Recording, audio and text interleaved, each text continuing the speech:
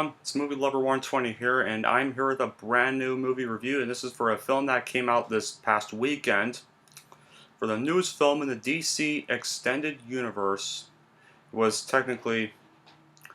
technically kind of a standalone soft reboot of a certain DC Extended Universe movie that I reviewed on Thursday in preparation for this one. And you all know that I consider the worst of the DC Extended Universe. But, yeah.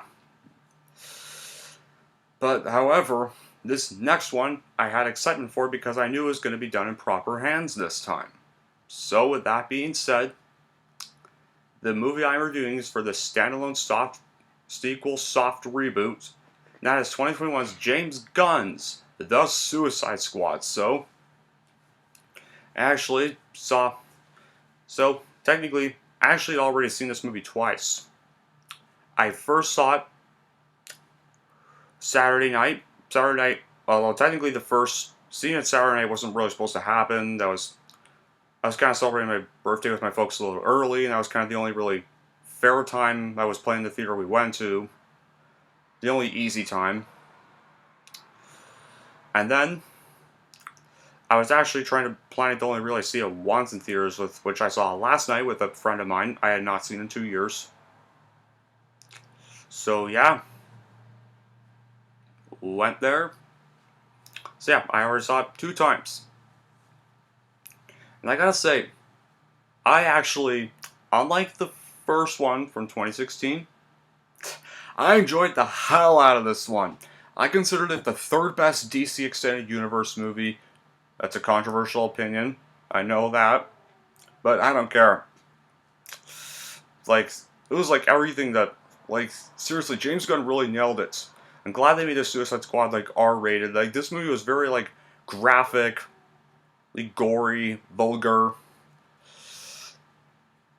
very adult, mature, dark, even dark at times, too. Yeah, it was all of those. All completely 100% R-rated. Not PG-13 like that 2016 garbage version. No. This one was actually R-rated the whole way through. They actually let James Gunn do a rated R movie. They did promise. I mean, when they were thinking of doing a Suicide Squad sequel, they were interested. They was hinted they were interested in making the sequel R-rated. Well, it wasn't really a sequel anymore, but they were interested in making the follow-up R-rated. And the promise was true. That's exactly what happened with this. Yeah.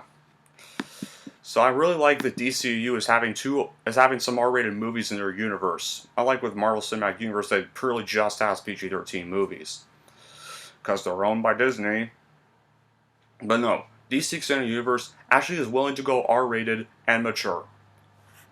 That's probably another good thing about them. So yeah, I saw this movie 2 times, and I was really wondered, I didn't really think, I thought it would just be a minor improvement. I still had some hope for it, but didn't expect it to really be that good.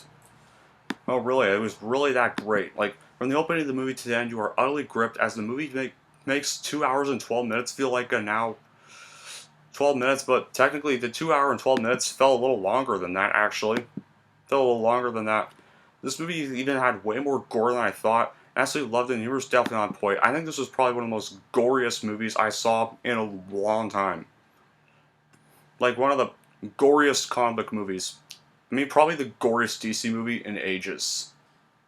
No, I don't think I've ever seen this gory of a DC movie. No. Like I've said, there's a lot of gore in this movie. Quite a load. That's why I loved it, and the humor was even on point. Well, yeah, and it even still manages to keep its heart for a blood-soaked gore and Allison humor. Despite all the gore and Allison humor, this movie still has quite a bit of heart, too. Let's just be clear, guys. James Gunn's a superb director, and his taste in music is also, and his type of filming is great. There was a lot of times when this felt like a Tarantino movie, and I hadn't really, never. This film, they even combined multiple subplots in the process, and all the subplots were actually really good. As opposed to, when Fall of Skywalker tried to do that. Now, Like, I really loved all the characters. Like, I loved Bloodsport, and I loved Peacemaker, I loved Polka Dot Man, and once again, Margaret Robbie was great as Harley Quinn. The whole cast was great, and Idris Elba was perfect as Bloodsport. John Cena was hilarious as Peacemaker. I think I loved Bloodsport and Peacemaker. Maker's rivalry was definitely one of the best and funniest things in the movie. I gotta say, like, this little show, and Ratcatcher 2. I actually loved Ratcatcher 2. What I loved she was just a normal female. She had some perfectly good backstory. They didn't make her this Mary Sue. They didn't make her this boring SJW character. No, not like with Ray or Carol Danvers. No, they actually made her like a normal like female character with a good backstory. A really good backstory about, yeah, just yeah, but. And also, Viola Davis was once again fierce and amazing as Amanda Waller, too. So, yeah, and also Joel Kinnaman was actually much better in this movie as Rick Flag than he was as the character in the first one. Easily, and there are some like there are a few other characters in the beginning of the movie, like Captain Boomerang. I mean, Jai Courtney as Captain Boomerang does come back. But, however, he's only in the movie for like 5 minutes in the very beginning, because I will spoil this, guys, if you have not seen the movie yet. What I really didn't like is how they randomly killed him off. He was one of the. A lot of heroes get killed off in the beginning, well, some not very important ones. Yeah. Yeah, he was among the few to be killed off in the beginning, so that was kind of my problem. If you were going to have Captain Boomerang from the first one come back, why would you kill him off? That kind of makes no sense. I think that was probably my one flaw of the movie. Yeah, that was my one flaw of the movie. I didn't really like how they wasted Captain Boomerang. I really wish he still kind of joined the other characters. I really wish he was still a main character in this, because he was one of the few redeeming qualities of the terrible first one.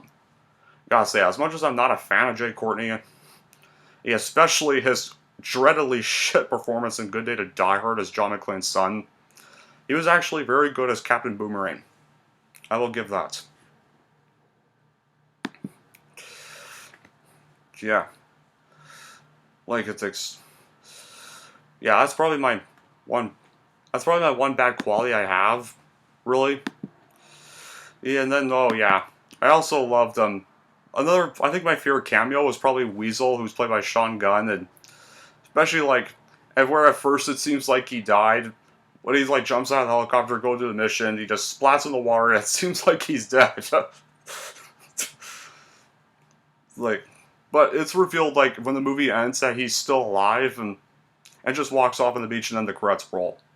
Once the whole movie ends. So yeah. And there's kind of there's a really good twist, too. Like, Peacemaker was actually a really interesting character, but he abruptly becomes a villain later in the movie. But, I mean, yeah, I will admit, it was, even though their rivalry with Bloodsport was funny, it could kind of set him up. I kind of knew he was going to be a bad guy because of the rivalry he had with Bloodsport, so that was kind of predicted. I mean, and once again, Idris Elba was perfect. Actually, kind of better than Will Smith as Deadshot, to be fair, but I still liked Will Smith as Deadshot, guys. I mean, the cast in the 2016 movie wasn't really a problem to me, really. The problem with the 2016 one was the studio interference, like what Warner Bros. Did with that one. That's why it was bad. Nothing to do with the cast in the first one. Once again, it's extremely brutal as it fits for the one Suicide Squad who aren't supposed to be a team for kids, guys. I don't know why the 2016 one was PG-13. I mean, the Suicide Squad are not characters for children. Even DC isn't a franchise for children, for Pete's sakes. Like, so, I really wish Warner Brothers needs to stop interfering with DC's work. Like, they interfere with Batman vs. Superman: Dawn of Justice. I still remember when they interfered with Justice League, which thankfully that got resolved with Zack Snyder's cut of the movie. They, in kind of a way, interfered with Wonder Woman 1984 with all those bad reshoots. Like, I mean, I didn't mind Wonder Woman 1984. I didn't think it was as bad as people said it was, but But yeah, I agree it was kind of a letdown sequel. But then again, that one was studio interference. I have a feeling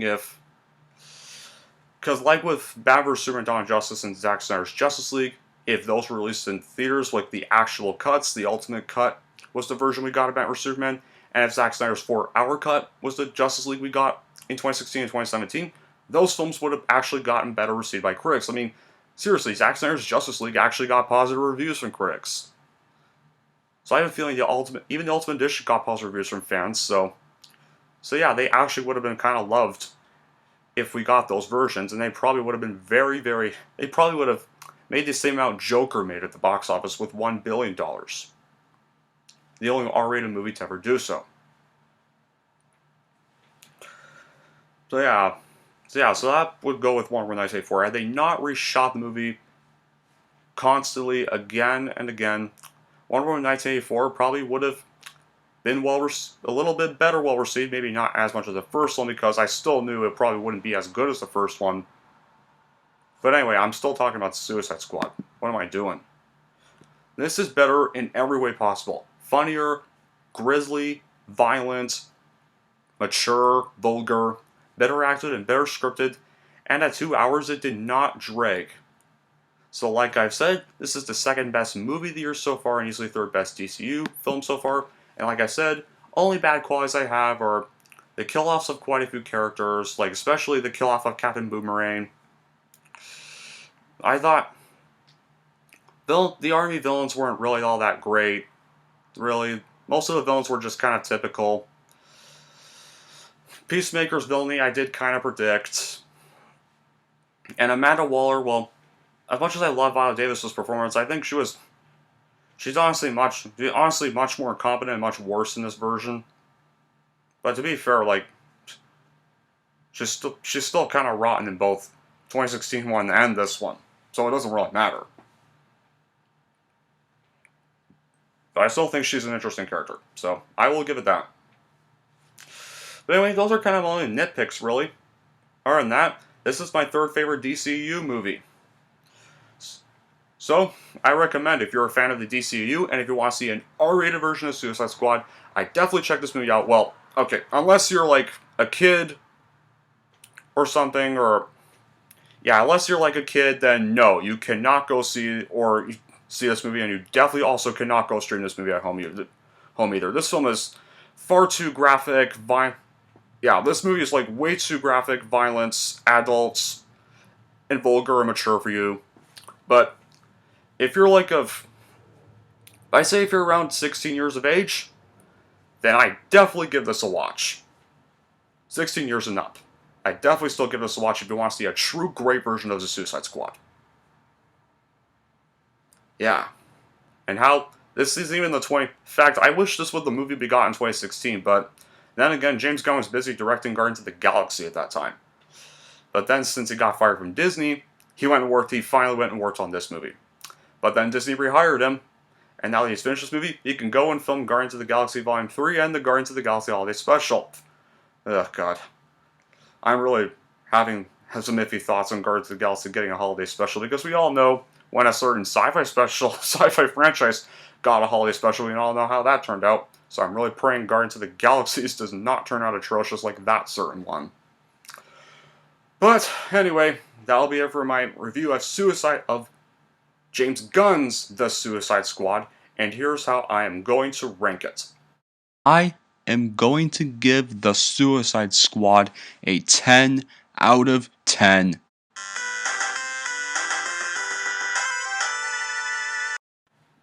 So yeah. And there we go. We just covered The Suicide Squad. This week, Ryan Reynolds' Free Guy finally comes out, and I'm definitely going to go check that out. And then to end the summer, it'll be Candyman. So that will be a plus. So yeah. Oh yeah, and then if you're still wondering that sign is, you're going to find out on Thursday. You'll find that sign out on Thursday, guys. So yeah, stay tuned for Thursday, because I'll be posting a video of what that sign is. But yeah, until then, that'll be it for this review. Thank you all for watching. If you like this and want to see more, then don't forget to like, subscribe to Movie Lover 100.